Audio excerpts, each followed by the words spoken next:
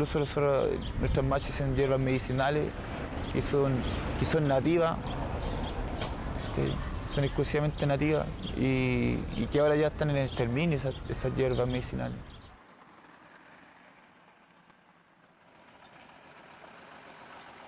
Langam ngay pumapuch. Uchuita Molluín. Fue la tristeza más grande cuando llegaron los españoles y los malones. La ley indígena dice, es deber del Estado y de la sociedad en particular promover el adecuado desarrollo de los pueblos indígenas. Fíjese que aquí nosotros, antes que llegara la forestal, nosotros trabajábamos en apicultura. Llegaron las forestales, fumigaron ellos, con las fumigas salían las pajaritas, se terminaron todo alrededor aquí.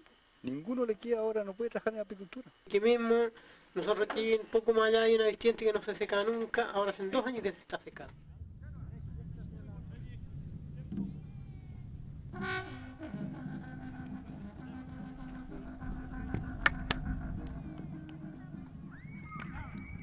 Nuestros papás, mi mamá, mi papá, que fueron personas que llegaron a Santiago por una migración forzada.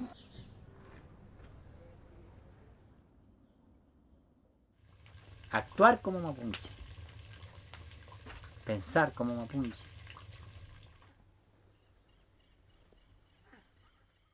Nosotros nos criamos con esto.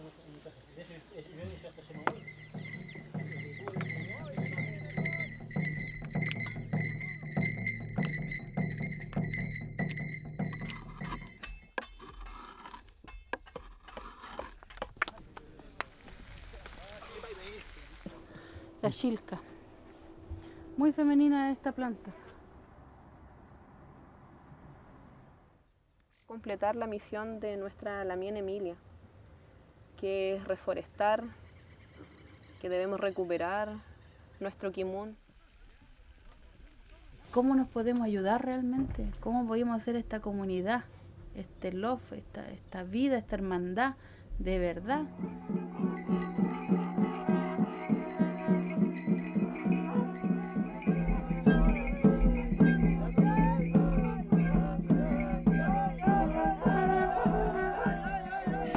Rangi bueno, chao río, que río, na quinto nere, no quiero gañi medio no ven, mana nganga. Bilongan mai, pila bunga, chao río nganga, mi tu eneu. Bilongai mi machingai mi yankurai, longko nga pilene ma cha chao dio, nyuke dio ngane ma bu nao kinto nere deore.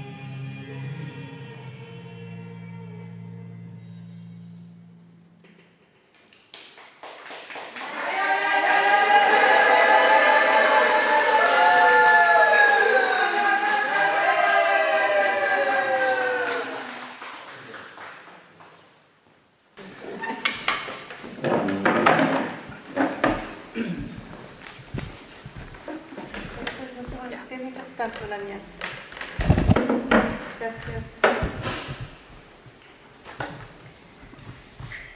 Bueno, un maravilloso registro, ¿no? Con material sumamente interesante de los años 90, registros de Julio con su equipo yendo al sur. Una película sumamente emotiva porque nos traslada a diferentes puntos de la vida, diferentes lugares donde se resiste y diferentes historias que de alguna manera están todas entrelazadas. Aquí en La Guardia, en Gualmapu, ¿no? En La Ruca, en la ciudad, en la escuela. Frente a eso yo quisiera dejar a Claudio que guíe un poco la conversación, porque a nosotros como curadores de cine más video indígena nos pareció sumamente interesante esta película porque es una película necesaria. Era una historia que teníamos que ver, que teníamos que escuchar y que teníamos que hablar de ella también. y develar las mentiras, ¿no? y lo que estaba oculto detrás del asesinato de Julio. Así que quisiera, Claudio, que tomaras la palabra. ¿Qué pasó? Sí. Doctora Mary, también. Nada, o sea, me gustaría que hablara Antonio, entonces voy a hacerle una pregunta, a lo mejor, para animar la conversación. Julio es súper importante y muy relevante como para las generaciones mapuches que comienzan a organizarse en Santiago en los 2000, en 2010, estoy hablando casi personalmente. Julio es una figura muy relevante para muchos jóvenes mapuches, y sobre todo por esa relación que tiene también con el sur. Entonces, no sé, me hago muchas preguntas, pero yo creo que la más importante quizás es, al menos en términos organizativos, qué significa Julio efectivamente para el movimiento mapuche en Santiago. ¿Cómo lo ves tú, Toñita? Sobre todo pensando que Julio también fue dirigente de la América Huachalmapu, ¿no? Una organización súper relevante también acá en La Guardia. Entonces, eso, Antonio, ¿cómo te observa el papel de la memoria de Julio en el movimiento mapuche acá en La Guardia? Felei, Marimari Pulamnian, Marimari Amanui, Ayanclay, Nibiuque, Pachanto, Quiñe, Polinchalim, como el niño café. Bueno, mi nombre es Antonia, soy hermana de Julio, darle un cariñoso saludo. Igual, de todas formas, a pesar de que, no a pesar, sino que el documental es muy estremecedor, ¿cierto? Y relata también la vida y la muerte de mi hermano. Junto con ello, igual mi corazón está contento, está feliz, porque siento que a pesar del tiempo que ha transcurrido, hay un verso de un poema que tiene David Añiñir que dice que los muertos no mueren. Y esta efectivamente es una evidencia de eso, de que los muertos no mueren, los muertos viven, en este caso, en el caso de Julio, en el caminar de su pueblo. Y si nuestro pueblo sigue caminando de la forma que lo ha hecho, bien o mal, con aciertos y con errores, sin duda todos nuestros huachafes van a seguir viviendo también en esta lucha. Y en el caso de Julio, es bien como relevante también, porque él fue como uno de los primeros dentro de nuestros hermanos lamentablemente asesinados, que salió de acá de la ciudad, de una población, y que hizo su opción política de irse al sur, de irse a las comunidades y de ser uno más allá dentro y con sus hermanos, y aprender también él de lo que pasaba ahí, y ojalá también pensar que también aprendieron de él. Entonces yo siento que ese es como el legado que deja, y dentro de las palabras que dice, que él, o sea, que siempre me ha resonado mucho eso de que si llegaste a ser joven, o sea, viniste a esta tierra y llegaste a ser joven y eres joven ahora, entonces lucha por tus sueños. Entonces no te sirve de nada la juventud, sino vas a hacer algo que realmente tenga que ver, es un llamado sin duda a la rebeldía, es un llamado sin duda a no conformarse con esta realidad tan, disculpando la expresión coloquial, tan charcha que nos ha tocado vivir en estos 500, en esta larga noche de los 500 años, ¿cierto? Entonces igual siento que es un poco el Julio. Y también quería referirme yo un poco al tema del nombre del documental, que es La Ternura, el llamado del Añuquemapu. Igual desmitificar un poco esto del huachafe como el huachafe guerrero, rudo, que a veces como que esa es como en el imaginario que tenemos, que sin duda hay que ser así también, porque si uno quiere pelear contra algo tiene que tener toda esa fuerza. pero nuestros hermanos, no solo el Julio, sino todos los hermanos que han caído y también los hermanos que acompañan este huechán, este caminar, es gente que es muy tierna, es gente que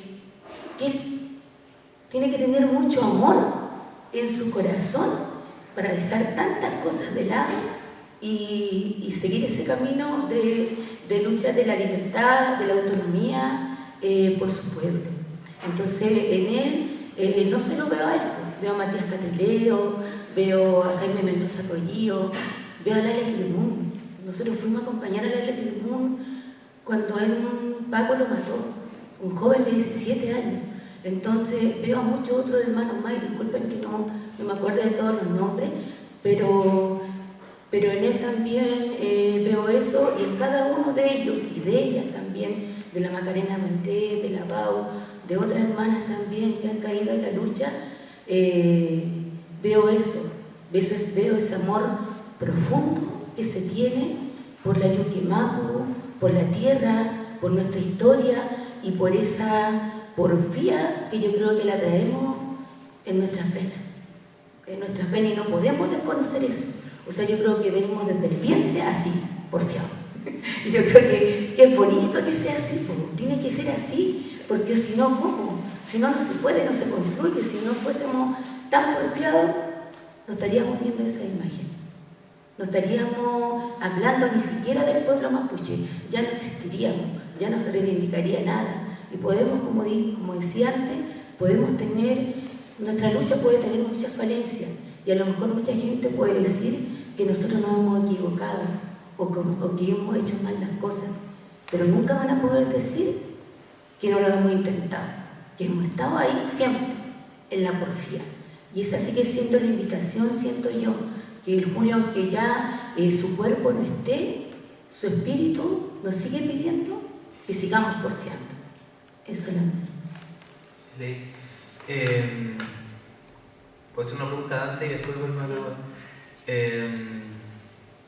un poco lo que filmaron Dante ahora último es súper tristemente interesante por el hecho de un racismo que permanece y que violencias de Estado que efectivamente permanecen, ¿no? O sea, es factible hacer interesante en ese sentido la película que lo que se grabó en los 90 parece que no deja de acontecer hace nada, hace muy poco. Entonces, ¿cómo viviste tú esa aproximación? Entiendo que tú participaste fundamentalmente en las grabaciones más contemporáneas, no sé si es así, pero eso, ¿qué reflexión te quedas tú a propósito de ese traslape temporal y de violencias también estatales? Gracias. Además, película mía. Bien, mientras veía el documental pensaba que afortunadamente yo estuve como en las dos etapas. En la primera conocí a Rodrigo Pinto, y a través de esta conexión yo estaba vinculado al local mapuche de Temuco, en la UFRO. Era una agrupación que estaba, digamos, en Huequintul, y a una especie de movimiento intelectual mapuche que estaba en pañales, digamos, a través del Ligüen, del instituto. Y venía toda esta especie de sordina o de ruido, digamos, silencioso, en el cual, prácticamente estábamos a menos de 10 años de los 500 años de este famoso encuentro de dos mundos que nos quisieron vender, y había toda una preocupación, sobre todo, yo creo, desde el Picún, desde la zona norte del país, porque para nosotros que somos como habitantes de Hualmapu es un tema cotidiano. Yo mismo soy champurria y me veía un poco ahí en el tema, cuando Antonia mencionaba el tema del racismo, de la violencia que había, porque uno, digamos, tenía la piel más oscura, o porque tenía un apellido que no terminaba en Z, tal vez, o que definitivamente tenía ascendencia mapuche. Y la verdad es que seguramente los peñis que fueron en aquel momento, Rodrigo por el tema del historiador, Ricardo, que también después lo pude conocer por el lado del periodismo. Cuando vuelven después, digamos ahora, 2020, 2021, en definitiva, la locación que antes había sido rural ahora se traslada a la ciudad, o sea, ya definitivamente el conflicto no estaba solamente en el campo, en los bosques, qué sé yo, en las comunidades, sino que está avanzando en la ciudad, y eso se ve específicamente ahí en la plaza, en Lautaro. Y yo reflexionaba cómo es posible que no se pueda estar en una plaza que es pública y que de alguna u otra manera tenga que venir la fuerza policial a expulsarte, a sacarte. Entonces, no ha cambiado, y sobre todo ahora, no sé, todos los eventos posteriores al tema del 4 de septiembre, yo creo que se ha acrecentado, sobre todo en Gualmapu, el tema de la violencia, por una parte, del Huinca, que ya ni siquiera es solapada, sino que evidentemente hay un conflicto ahí constante. Y de esta manera, o más bien, afortunadamente, el documental logró precisamente captar eventos que son indesmentibles. La destrucción de la ruca de la Damián, el mismo tema del uso de la violencia contra niños menores de edad, qué sé yo, y los balazos o los perdigones, que son evidentemente uso excesivo de fuerza policial, y que demuestran también la intencionalidad del Estado por mantener al margen expresiones alternativas o expresiones, digamos, originarias de la cultura. Gracias. Bueno, una de las cosas que me parece interesante del documental, y particularmente también como del derrotero de Julio, ya lo comentaba hace un rato, tiene que ver con el hecho de que él fue dirigente de una organización mapuche acá en Santiago que se llamaba Melihuitlalmapu, que a su vez proviene de otras organizaciones previas, ¿no es cierto? Incluso su derrotero histórico es factible encontrarlo hasta los años 80, que se dio con Atmapu, y antes, quizás otras trayectorias, ¿no? Pero habla de un movimiento mapuche urbano que viene desarrollándose hace muchas décadas, acá en Santiago, pero en general en todas las ciudades, y que ha logrado construir una forma de composición, digamos, identitaria, ¿no? O sea, gente mapuche que se siente al mismo tiempo, o sea, que vive en la ciudad pero al mismo tiempo se siente mapuche. Ya Antonia comentaba a un poeta, ¿no es cierto?, que David Aniñir, que lo vi por allí, que logró constituir precisamente el año 2004 también, cuando él publica Mapurre, Venganza Raíz, ¿no es cierto?, un poemario muy potente que tiene que ver un poco con esto. Entiendo que también David fue muy cercano a Julio, la juventud. Entonces, igual Julio compone como, por una parte, una nueva subjetividad mapuche al mismo tiempo, y al mismo tiempo está desarrollando un proceso organizativo en la ciudad, Antonio. ¿Cómo tú lees ese derrotero histórico de organización, de politización mapuche acá en Santiago? Y también me atrevo a preguntar cómo lo está observando hoy día particularmente, ¿no? Las formas de organización han cambiado un poco también, las miradas en torno al futuro, incluso mapuche no ha cambiado del todo, pero efectivamente hay nuevas lecturas también. ¿Cómo tú estás observando primero esa historia y también cuáles son tus reflexiones en torno a los procesos de politización contemporánea, ¿no? Creo que es interesante preguntarle eso. Sí, yo creo que, bueno, esto de organizarse en la actualidad o organizarse en el tiempo de que estaba vivo el Julio, creo que no es casualidad, porque eso viene de mucho antes. De mucho antes viene la organización. De hecho, las primeras personas que llegaron de esta migración forzada, mujeres y hombres mapuche, las lamienes que trabajaban en casas particulares, fueron capaces de organizarse, a pesar de que ellas trabajaban como de domingo a domingo, pero fueron capaces sí de autoconvocarse y de organizarse en torno Primero que tenían una identidad en común, en que eran mapuches, y también una necesidad también y una pérdida también que era común, que era la pérdida del territorio. Era también esto de salir de forma forzada de su espacio de origen a una ciudad hostil, también hay que decirlo en esos tiempos, para nuestra gente. Y en el caso de los hermanos mapuche, como también aparecía ahí en alguna parte del documental, se organizaron principalmente en sindicatos de planificadores. Hay harta historia también de eso que podemos encontrar, que el hermano Claudio ha hecho junto a Enrique, ha hecho una recopilación muy bonita también, muy importante y muy necesaria también de eso. Entonces yo siento que toda la organización que se vino también dando desde los 80 en adelante tiene su precedente también en otros tipos de organizaciones que se dieron en la ciudad y acá en Santiago. Y desde ahí entonces nace y van organizándose acá en Santiago en las poblaciones principalmente.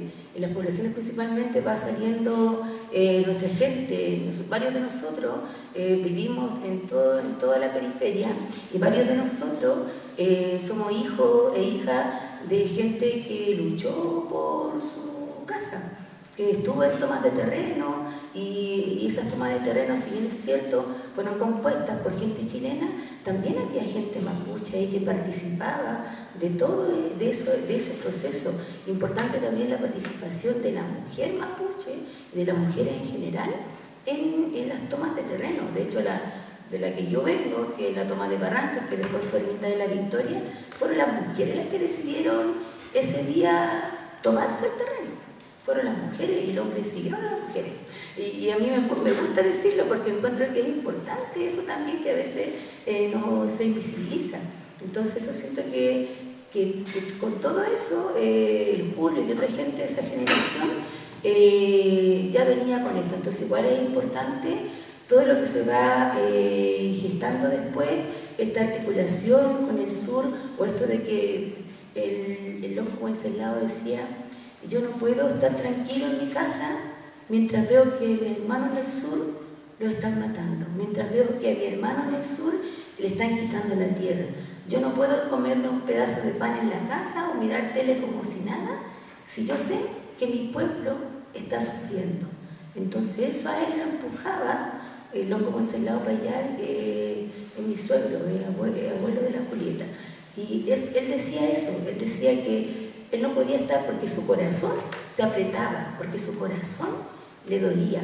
Entonces, y así los más viejitos, los mayores de ese tiempo, fueron empujando también a las nuevas generaciones a salir a la calle, a ocupar estos espacios. Porque igual nosotros decimos, ojo, que en muchos de estos lugares es territorio ancestral, es territorio mapuche. Entonces nosotros tenemos derecho a salir a la calle, tenemos derecho a ocupar la Alameda, tenemos derecho a gritar nuestras demandas o a ocupar los distintos espacios que queramos ocupar, porque efectivamente todo este territorio ancestral es mapuche. Entonces yo siento que con esa convicción y con esa claridad, mucha de nuestra gente ha estado en distintos espacios, y ya llevándolo, por ejemplo, a lo actual del movimiento mapuche, que conozco más que el de Santiago, siento que todo eso también ha tenido como su cosecha. Toda esa insistencia, toda esa porfía que tuvieron nuestras lamienes que llegaron desde el sur, nuestros hermanos que llegaron desde el sur, tienen su cosecha ahora. Hay mucha gente, eso era impensado, por ejemplo, que se hicieran clases de mapudungun en las poblaciones o en distintos lugares. Era impensado que existieran textos escritos por nosotros mismos. Hay muchas de las cosas que nosotros como construcción tenemos acá en Santiago y en Temuco y en otras ciudades, en distintos territorios, que a lo mejor hace 20, 30, 40 años atrás no se pensaban o no se imaginaban, pero ahora sí existen. Si bien es cierto, este país sigue siendo racista en términos generales, ¿cierto? También podemos ver que nuestra gente, nuestras niñas, nuestros niños enfrentan ese racismo de otra forma. porque tienen otras herramientas, porque tienen otra mirada frente a la vida, porque nosotros le hemos dado la fuerza suficiente para que ese niño y esa niña se pare donde tenga que pararse y tenga que decir lo que tenga que decir y que no espere que otro le diga lo que tenga que hacer y además entienda también, y también ese niño y esa niña sabe que ser mapuche en este país no es fácil, pero tiene la certeza de que no está solo o sola, que hay un pueblo que la acompaña. Entonces yo siento que eso es como lo que es como lo actual. Sin duda hay muchas cosas más que tenemos que hacer. Sin duda estamos al debe con varias situaciones y varias cosas que tenemos que hacer aquí en la ciudad. Tenemos que articularnos más. Yo sueño que tengamos una escuela autónoma, autogestionada, o no sé si autogestionada, pero autónoma sí, políticamente autónoma, que nosotros decidamos qué se va a enseñar en esa escuela. Y así muchas otras cosas más que podríamos nosotros seguir haciendo, y creo que tenemos el potencial. Sin duda, falta mayor, quizás, no sé, articulación, pero también nos han golpeado bien duro, nos han dado bien duro. Entonces, frente a eso, nos hemos caído, pero también nos hemos levantado. Eso es. Dante, me gustaría preguntarte en torno a la toma del municipio de Curacautín, ¿no?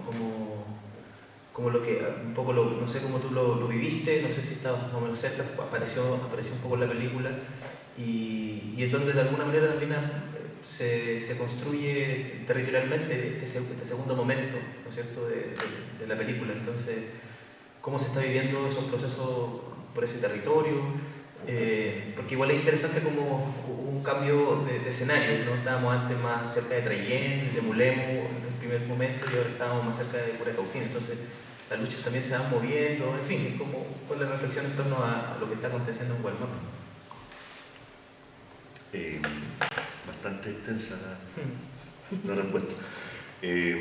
A ver, voy a sintetizar con lo siguiente. La Araucanía es sin duda la región más facha de nuestro país, y Malleco, que es donde pertenece jurídicamente Curacautín, es 2 veces más facha. Entonces, Malleco fue, bueno, a propósito de este proceso que se explicaba también en el documental de Cornelio Saavedra y estos avances de los fuertes y el uso de los ríos para fortificaciones y avanzar, digamos.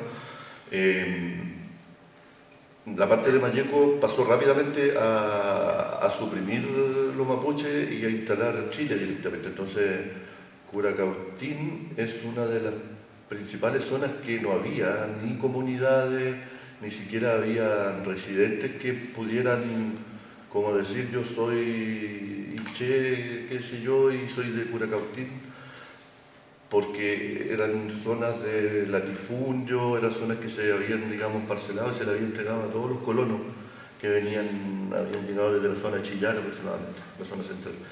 Entonces, claro, Curacautín tiene los volcanes, las araucarias, qué sé yo, y es como muy Gualmapu, muy bonito, pero es una ciudad, no sé, del siglo XV probablemente, porque toda la gente muy tradicional, muy conservadora, y hasta ese momento efectivamente no se había dado a la opinión pública que en Curacautín pasara algo como lo que estaba pasando, porque todo lo otro, como dices tú, estaba en Ercilla, estaba en toda la zona de Arauco Malleco, digamos. Y extrañamente, o tal vez no tan extrañamente, los medios habían empezado como a hacer su campaña, demonizando, digamos, levemente o solapadamente el conflicto. Y esa noche, digamos, que fue la escaramuza más fuerte, más grave, la verdad que yo personalmente quedé, bueno, asustado, horrorizado y triste, porque era, no sé si en un episodio reciente de la historia chilena se haya producido una expresión tan salvaje de racismo, violencia contra el otro, digamos, y además de gente que yo les comentaba, y son todos inquilinos, son funcionarios, son gente trabajadora, digamos, que están ahí, no sé por qué motivo, saltando y haciendo, no sé, pidiendo el desalojo. Y por otro lado el tema de la policía, que eso se supo inmediatamente que los tipos no intervinieron, no limitaron el uso de la violencia por parte de este sector Huinca, y la verdad es que si bien no contribuyeron en términos directos, afortunadamente el tema de la violencia contra los peñis no pasó a mayores, digamos, pero fue espantoso. Y eso evidencia notablemente que hay una nueva fase, por cuanto el conflicto que probablemente era del Estado hacia las comunidades, ahora el Estado está de alguna manera incluyendo a sociedad civil lumpenesca tal vez, que de alguna manera tome partido y también termine favoreciendo al discurso oficial, digamos, que es atacar esta supuesta violencia irracional que algunas comunidades manifiestan por sus supuestos, digamos, derechos de autonomía o reclamos ancestrales que le corresponden a este territorio, que dentro de toda la zona de Mañeco hace rato ya que es bien chileno, digamos. Entonces es un tema bien complejo. En la otra zona, en Cautín, probablemente los conflictos no se den de tal manera, pero desde ese hito de Cura Cautín, de la municipalidad, muchos PENI y muchas, digamos, organizaciones por el tema de la defensa de los ríos, por ejemplo, otros, estaban ya como solidarizando y haciéndose parte ahí también de este movimiento. Y bueno, el tema del documental coincide precisamente con ahí generar o participar de ciertas redes que tienen que ver con este encuentro entre las comunidades del mismo Cura Cautín que están recuperando la voz, recuperando el discurso y también interviniendo de alguna manera en la realidad para cambiar.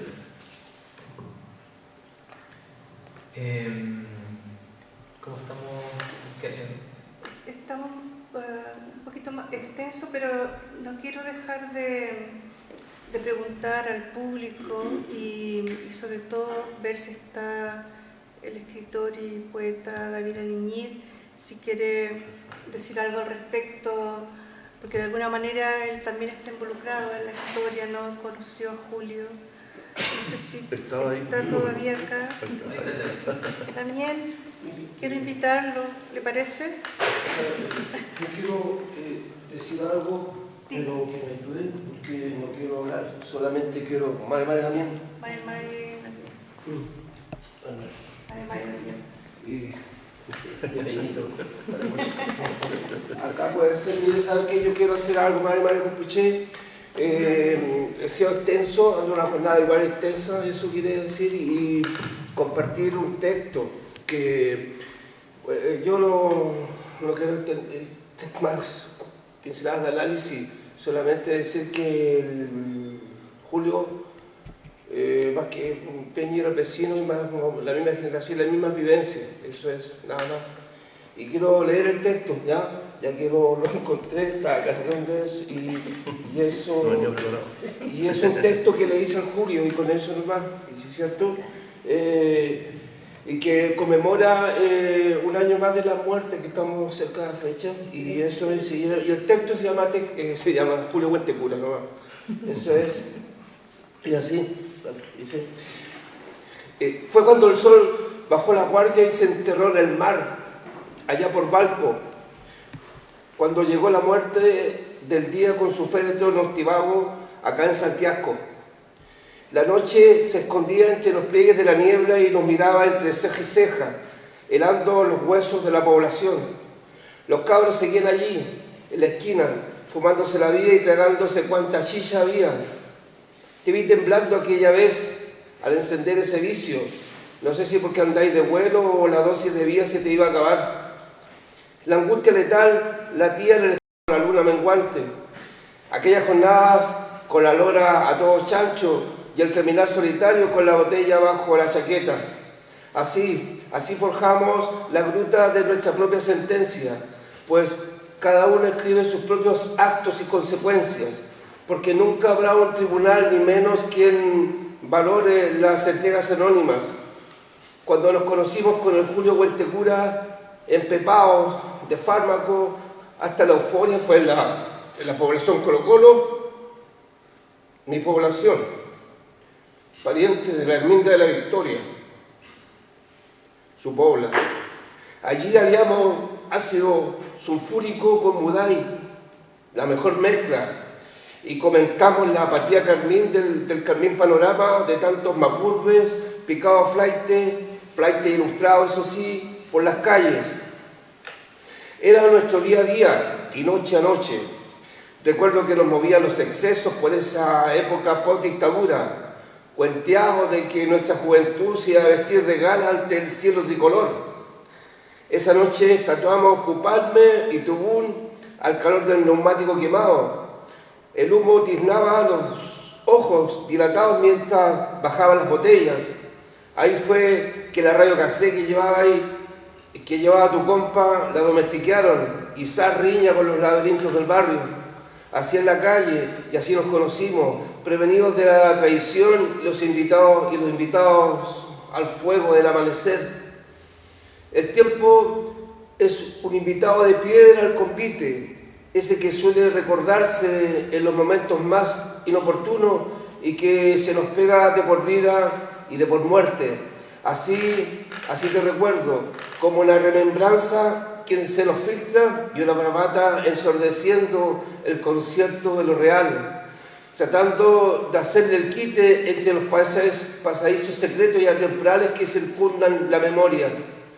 Con esa perso de mapuche y locatelli, primitivo y rocker, la piel tatuada, sangrando y espumando bronca con leche, porque algo de pureza solapa nuestra ira.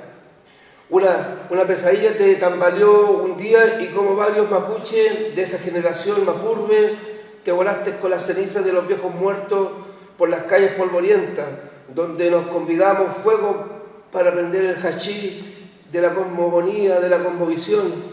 Aprendimos a burruquear escuchando a los fiscales ad hoc, a Deep Purple. Nos encintamos el trailonco sobre nuestras cabezas reventadas de tanta cochinada y erguimos el guiño como guitarra simulando a Sepultura en el Rock en Río y en el río Mapocho, ese caudal de rebeldía y rock que organizaban los odiócratas allá a la orilla del río Mapocho. Si bien es cierto que los muertos no pueden morir porque se sitúan en nuestra memoria, hoy te recuerdo y te recordamos como uno de esos tantos mapuchones en búsqueda de su quinta pata debajo del asfalto. Ahora que te acompaña tu ñuque y ahora tu chao, también Alex Lemun, Matías Cachileo, Mendoza Collío y tantos otros que se suman a esta lista de huaychafes asesinados y pacificados por la espalda. A ellos no los conocí tanto como te conocí a ti, pues venimos de esa misma cepa, la cepa del barrio, del mismo destilado, vecinos cercanos, tapados de moscas y rigidez, de yuta y excesos. Escuchábamos la misma music, metimos las manos en la misma caca para cerciorarnos cuando yo tenía que era caca de verdad, porque por eso Peñi dice que los muertos no pueden morir, por lo tanto no se les puede matar. Este 26 de septiembre se conmemora tu otro nacer, tu otro ladrido a la luna sobre la piedra. Hace poco encontré un cassette entre los escombros de un terremoto que sacudió los muebles de la infratumba. Se te quedó esa maldita tarde bajando la tensión con pilsen y marihuana mientras hacíamos los lienzos para el Rock en Río. ¿Recuerdas?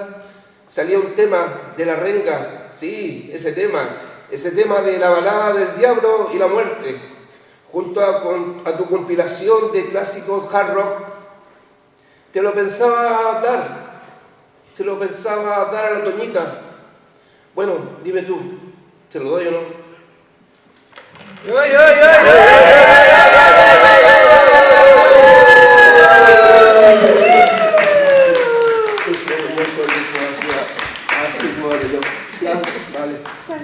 ya está la poesía. Después de eso, nada, irnos a la casa con el corazón lleno, con la esperanza también, con la fe, agradecer a todos ustedes que estén aquí, al trabajo audiovisual, Toñita, a todos los que estamos y están invitados a las sesiones de mañana de la 17ª muestra Cine más Video Indígena. Chaltumay.